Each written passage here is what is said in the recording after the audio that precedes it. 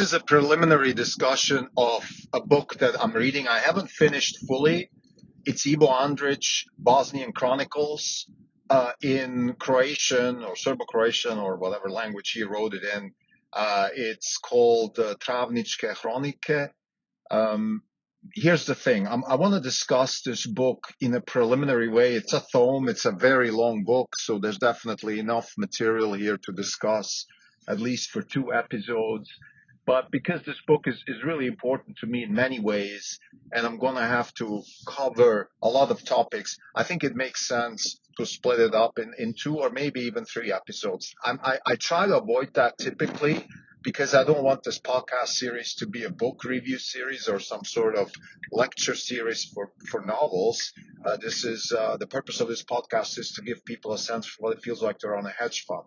So why am I discussing a Nobel Prize winning author from what used to be Yugoslavia, a Croatian Bosnian person that grew up in a place called Travnik in Bosnia and then sort of became a Nobel Prize winning novelist in what used to be Yugoslavia. He was in some political ranks there and so on and so forth. And and why am I discussing this? So this is a novel that's very dear to me. My ancestry is from Bosnia. I grew up in Switzerland, but my parents are from Bosnia, so I have a relationship. And I think Ivo's book really encompasses a lot of things that I have noticed throughout my life, my youth, growing up, being exposed to the people of Bosnia and the country of Bosnia. Now, Ivo Andric is a novelist, so he's doing, and I would say he's in the tradition of the great Russian novelists. So he's using psychology and really detailed description of people and surroundings to give the reader a sense for what it's like to be in that place at that time. And that's why I would say it's really a chronicle. I mean, it is not an exaggeration to call this novel a chronicle. I think it's a great book of history. It explains a lot what was going on in those times. The book, actually, the plot is in the sort of early 19th century. The Napoleonic Wars are raging in Europe, and the book is written from the perspective of 2 consulates, the French consulate and the Austrian consulate, which are part of administrative representation that the empires had in those days. The place itself is ruled by the Ottomans, so there's also the perspective of the Ottoman viziers, which are sort of the governors that govern on behalf of Istanbul. Now, for listeners of this podcast series, you might see a little bit of a lineage here. I just finished Orhan Pamuk's book, The Museum of Innocence, and I thought it was really, really important book for me to read to understand the culture and the sort of perspective of Turkey when it comes to my own ancestry. And now I went even deeper because Ivo Andric is not just somebody who perceives Bosnia from the perspective of Turkey, but actually is Bosnian and has to, confine with all the things, the good things and the bad things that came with the political situation of Bosnia, which was, all over the place, to be honest. I mean, now here's what I want to do in this particular episode. I want to talk about more my sort of impressions, and in particular about the subject of liberty, of revolution, of the Napoleonic Wars that were raging at that time of the novel, and how Andric is dealing with that, because he himself is a revolutionary too. And that's what's so interesting about this novel. He himself was part of the partisan movement that sort of got rid of the ancien regime that was raging around the Balkans and created what became the Social Republic of Yugoslavia. And you can see in this novel why Andric is in favor of such a thing. He's definitely condemning the ancien regime. So I want to talk about this. Let me not give too much away in the prelude. I just want to, as I usually do, give a little bit of a prelude so you know what's coming. So this is not going to be a discussion of the novel in terms of, let's say, character building, in terms of, technique, novelist types of techniques, and let's say the psychology, which is very important. And I think that's where Andric is definitely borrowing from Dostoevsky in particular. So there's a lot of psychology here. There's a lot of human condition type of stuff. I'm going to discuss this in my formal discussion of the book because I haven't finished the book yet. So I want to talk about the concept of liberty here, which is of course very important in today's world. We are sitting here in the U.S. in May 2023. We're exposed to pretty harsh political infighting on the left, the Wokism, and on the right, the sort of anti-Wokism, or to paraphrase some of the intellectuals, we have the reds and the grays against the blues. The reds and the gray. The red is in the U.S. is the sort of the Republican side of things. The grays are the libertarians, and then the blue is the woke infected Democrat movement. And there's a lot of parallels here between what Andric is describing in this novel in terms of the Jacobin, urge for liberty, which is comparable to today's Wokism. And there's a very nice line in the book which says all these revolutions, they start with pure moralistic incentives, and then they end up turning people into jerks. And I think he refers to the Jacobins, but it actually ends up like that in every movement. Even the Yugoslavian movement was like that. So I want to talk about this a little bit more in this book. This is a Not Even Wrong podcast. It's May 12, 2023. This is Krim.Delco. For the day, the fund is down 3.6%. The market's down 20 basis points. For the year, we are up 36.1%. The market is up 8.5%. We're outperforming by 25.6%. So, Ivo Andric, Bosnian Chronicles. I'm reading the book in English. I do speak again, I'm not sure what language the book originally was written. Because here's why: because Andric is Croatian by descent, so he's from Croatian parents, grew up in Bosnia. So there's a language Bosnian, which is a dialect which is similar to Croatian, and then there's a language called Serbo-Croatian, which was created during Yugoslavia, and I believe he was a proponent of that language. It was a desire to unify these people under one language, and it worked pretty well. I think I personally was part of that in my youth. I used to visit Yugoslavia, and people used to speak a relatively similar language across all these nations. And then after the downfall of Yugoslavia, all these the split groups got back into their old habits. So the Croatians became Croatians, the Serbs became Croatians, and the Bosnians are still fighting a war because it's not very clear what they are. There's the Muslims in Bosnia, which are descendants of the Turkish Ottoman rulers in one way or the other. Either they were direct descendants or they converted to Islam, or they moved from Turkey to Bosnia as viziers and soldiers and all that stuff. And then you have the Croat Catholics, and you have the Serb Orthodox, and you have the Jews. So it's a very complex social experiment that has been happening in Bosnia for, I would say, centuries now. And for good or for better or for worse, it's been a good sign that people can live together, and it's been a bad sign, and because it's shown, and Ivo shows in this book definitely how strained the relationships are and how difficult it was for the people to actually live together. And to some extent that is understandable. To some extent that is also imposed by the relatively abstract rule of the Ottoman Empire. I'm going to talk about this. And then to some extent, it's also, of course, like always, being influenced by outside forces. In the case of this particular novel, the fight between Napoleon and all the other empires in Europe. So I want to talk about three things in this particular episode. First, I want to talk about the Napoleonic Wars, the Jacobins, and the relationship of today. Then I want to talk about its impact on Bosnia. And third, I want to talk about the Ottoman Empire's rule over Bosnia, and something that people don't talk about that much today, which I think is very relevant, which is that the rule of any kind of rule that was imposed by overlords, like it was in this case, Bosnia was a colony of Turkey, leaves a very bad taste. It's the same in Brazil, it's the same in many other countries in the world that have the potential, that have the social fabric, that have all the ingredients to become successful countries themselves. But because of this legacy, I think there is something that needs to be worked out, and it's not being worked out. And I think that is one of the problems of, let's say, today's Bosnia. It's also a problem with Lebanon, which is another country that I'm related to because my wife is from there. There's a lot of issues there too, and I think it's very similar. So I want to talk about these three things. So let's talk about the Napoleonic Wars and the Bosnian Chronicles and how they get portrayed. So the book starts with it's sort of early 1800 something, 1802, 1803, and a French consul moves into Travnik. Travnik is the capital of the Bosnian province of the Ottoman Empire. In other words, the Ottoman Empire rules over this territory, and Travnik is the place where the vizier, the governor of the Sultan, the sort of representative of the Sultan, is placed.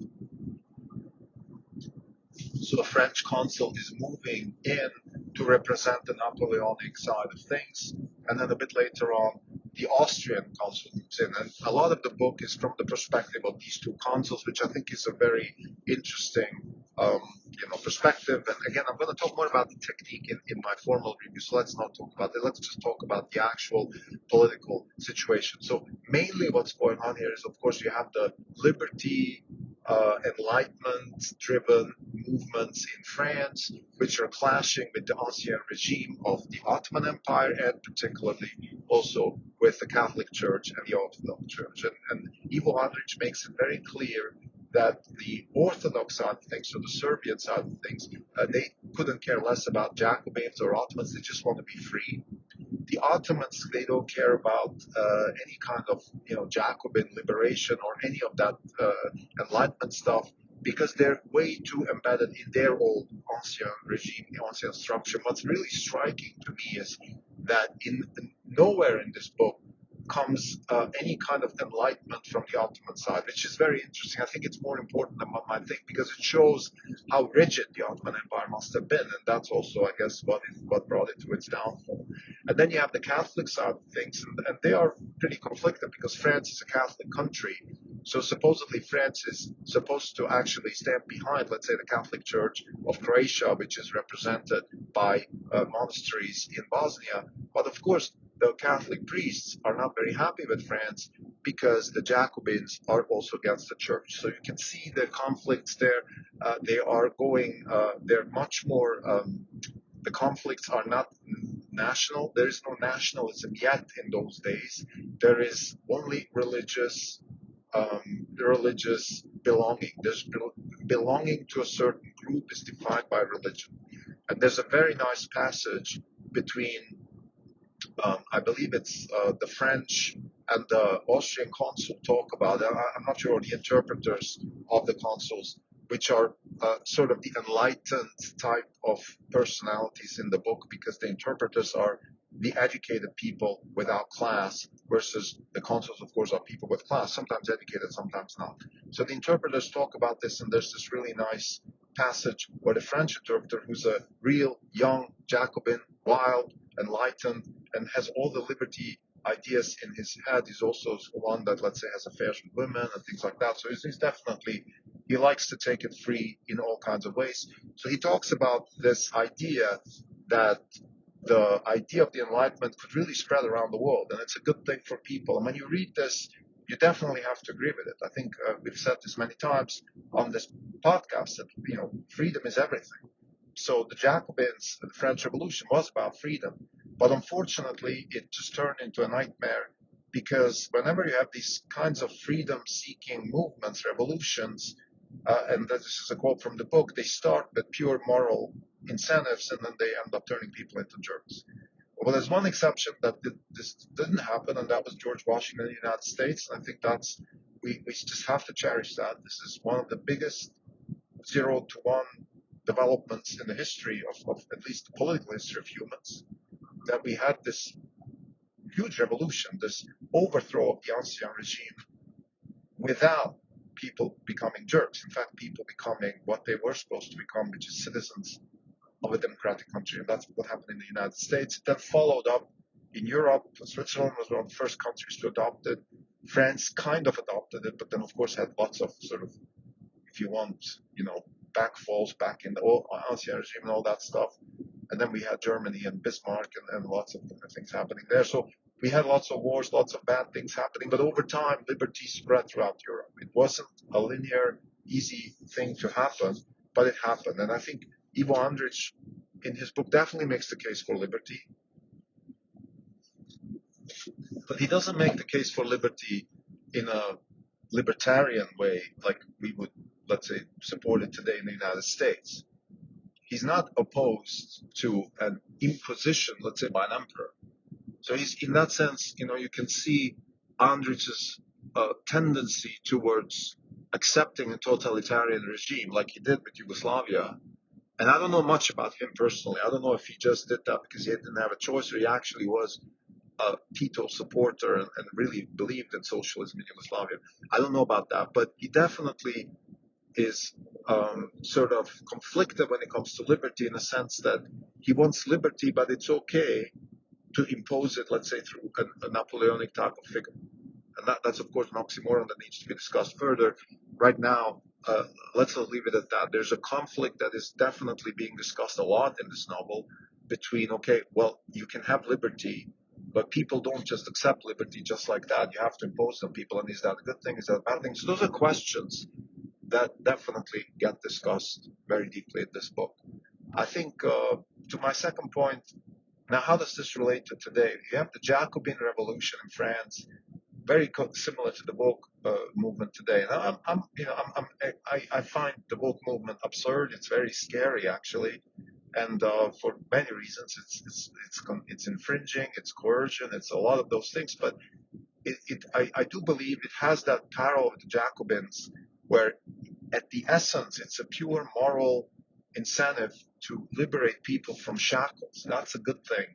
It's just that it's being executed in a terrible way. So, for example, Wokism, giving people the right to express themselves in gender ways or in identity ways is a good thing. People should have the freedom to express themselves in all kinds of ways, but they shouldn't have then the free pass to impose their identity on other people, for example. That is unacceptable.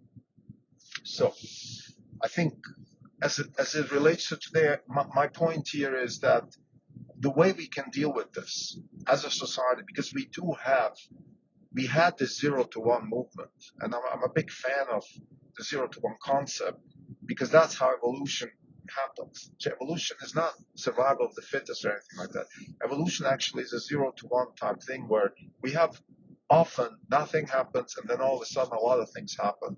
The same applies to a biotope where we have, an evolution of a certain species, which all of a sudden, let's say, decides to go from water to land and then changes the landscape of everything. And that the same happens in the political sphere where we have, emperors and monarchs and feudalists, and then all of a sudden we have something like George Washington, a 0 to 1 movement, which then creates completely new structures and changes the world for the better. So I think I'm a big fan of that, and it has to continue. What we can do as a society is learn from all this, and we can have political knowledge, moral knowledge, all these things. I'm very Deutschian when it comes to that, meaning we're not born with the knowledge of how to deal with liberty. We can develop better knowledge, better ways to deal with it. And I think one way to deal with it is to increase accountability.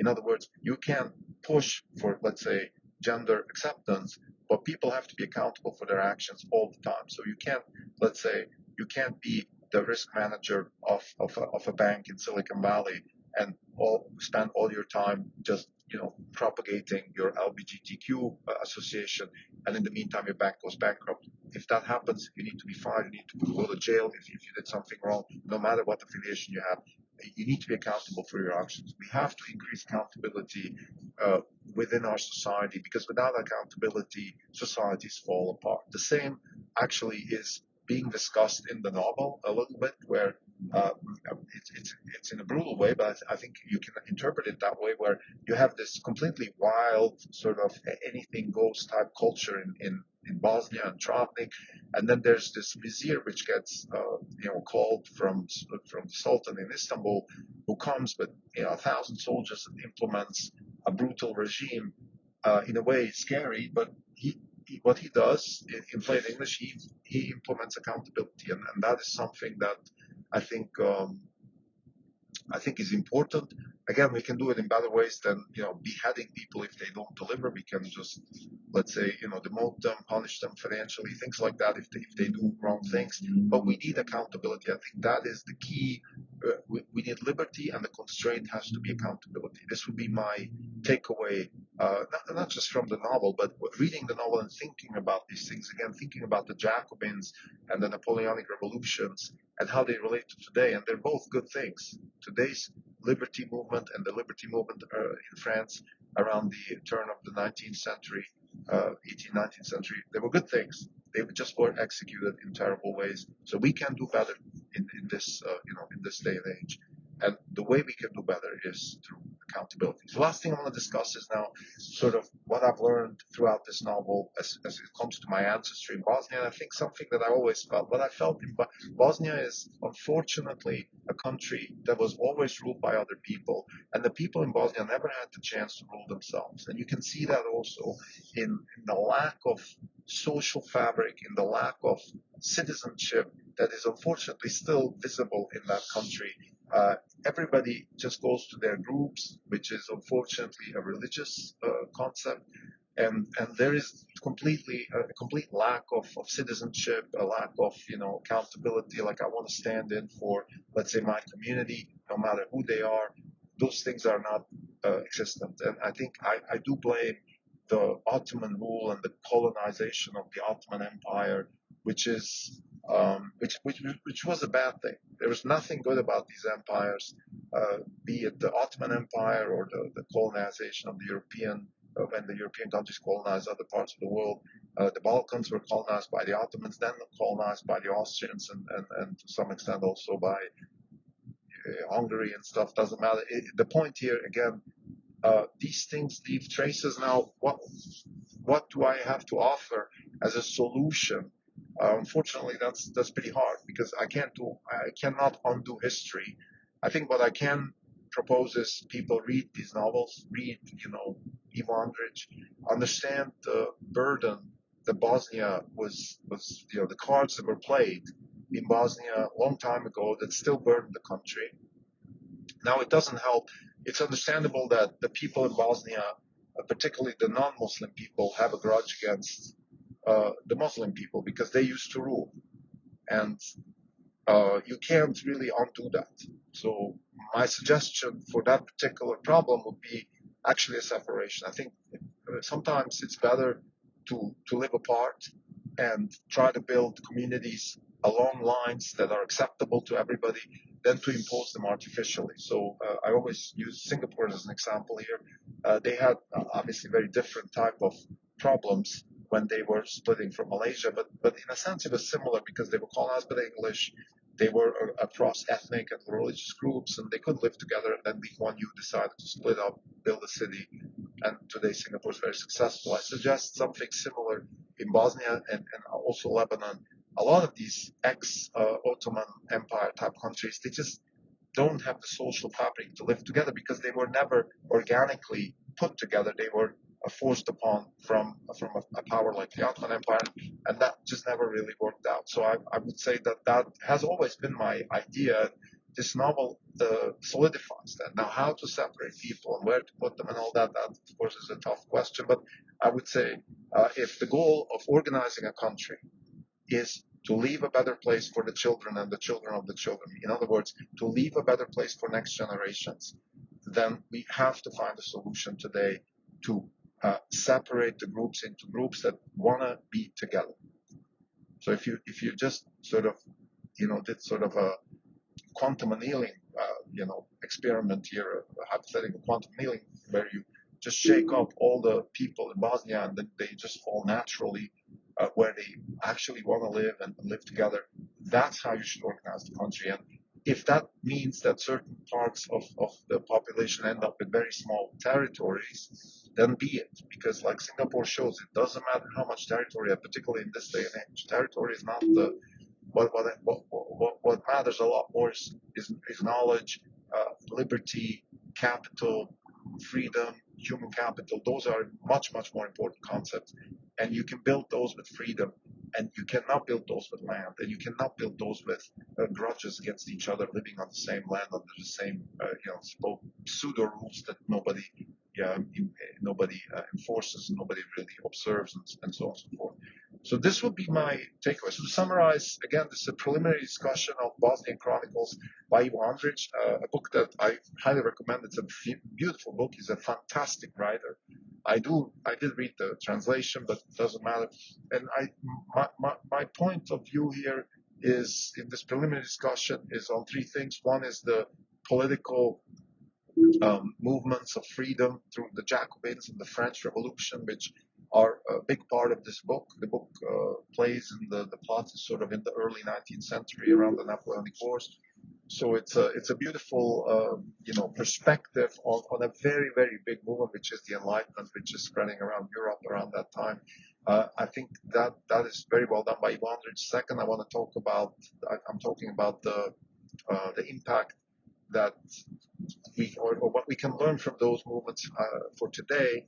And I think there's a very, very important line in the book which says, all these movements, the Jacobin movement, they start with pure moral incentives and then they turn people into jerks. And I think the same applies to today with the woke movement. It has maybe pure, nice, freedom-loving incentives, but then it turns people into jerks, which is unfortunately what's happening.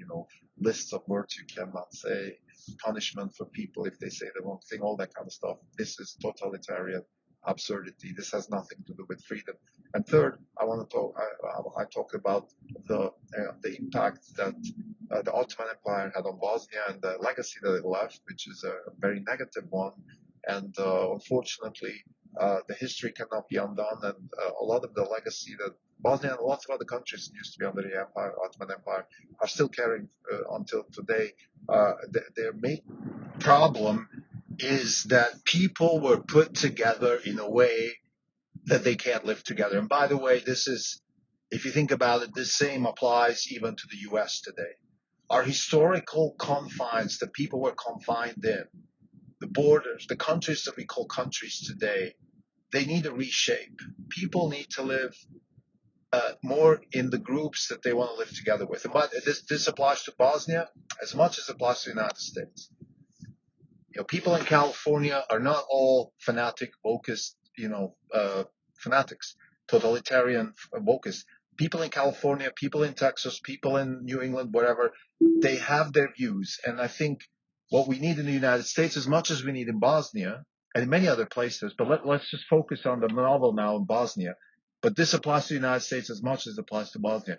People need to live together according to the groups that they can live together with. So we need a reshape of borders. Unfortunately, when these things happen, usually there's violence.